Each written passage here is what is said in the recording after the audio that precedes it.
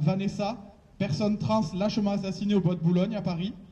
Lies, jeune gay agressé et insulté presque quotidiennement dans sa cité. Guillaume, président de l'association Urgence Homophobie, tabassé à la sortie d'un restaurant à Paris. Simon, jeune gay tabassé sur Lyon. À Lille, 2 couples de femmes aspergées de javel. Hugo, harcelé dans son établissement scolaire parce qu'homosexuel. Une soirée n'aurait pas suffi à Michael, président de l'association LGBTI+, les Gascons de Dax, pour citer toutes les agressions et violences subies par les personnes lesbiennes, gays, bisexuelles, transgenres et intersexes au quotidien. Pour dire non à cette haine, tous ceux qui le souhaitaient avaient été invités à se rassembler sur le parvis de la mairie de Dax le 8 décembre dernier. À l'époque actuelle, on est en moyenne sur une agression LGBT-phobe, homophobe, toutes les 33 heures en France.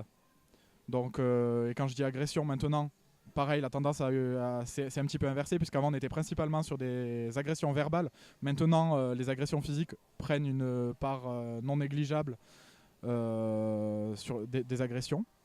Et on voulait aujourd'hui interpeller les pouvoirs publics pour qu'au niveau gouvernemental en tout cas, il y ait de réelles mesures qui soient prises pour lutter contre les LGBTI-phobies.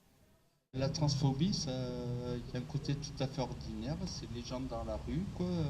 On ne souffre pas d'être une personne transgenre, c'est le regard des gens qui fait que vous souffrez, quoi. Nous, on reçoit énormément encore de parents dont le gamin est au collège et qui va pas bien parce qu'effectivement il est différent, il est ostracisé et ça se passe pas bien. On reçoit des personnes qui ont 40-45 ans et qui sont victimes d'homophobie au travail. On reçoit des femmes qui sont victimes de leur voisinage. L'homophobie, c'est vraiment ce qui est médiatisé, c'est effectivement les agressions, mais c'est tout à fait plein de choses qui se conjuguent. Et c'est un travail patient. Dans une république, tout le monde a droit d'être différent. Et je pense que c'est important qu'on comprenne, qu'on nous laisse la liberté d'être différent, surtout quand on respecte les autres. Afin d'interpeller le gouvernement, une pétition adressée au Premier ministre est actuellement en ligne et signable par tous et toutes. Se comprendre, c'est l'adoption d'une circulaire conjointe des ministères de la Justice et de l'Intérieur rappelant l'arsenal législatif sur les LGBTI-phobies, notamment à destination des gendarmes et policiers qui parfois peuvent ne pas avoir toutes les cartes en main pour prendre une plainte. Nous demandons aussi la mise en place de formations initiales sur les discriminations LGBTI-phobes pour les professeurs, magistrats, policiers et gendarmes.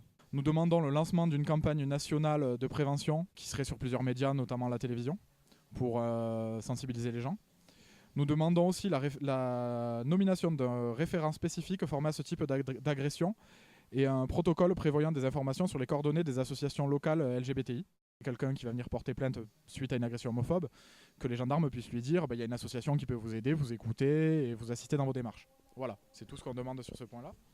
Et on demande aussi, enfin on aimerait bien que le gouvernement fasse des LGBTI-phobies une grande cause nationale pour 2019 ou 2020 si c'est déjà trop tard pour 2019, afin que des moyens soient alloués aux associations locales, aux associations nationales, et toujours dans la concertation, ce qui n'est pas nécessairement toujours le cas avec les gouvernements précédents, et l'actuel aussi, puisque souvent c'est les associations parisiennes qui sont interrogées, et nous, en tant qu'association dans une zone rurale, on n'a pas toutes des problématiques identiques à celles de Paris.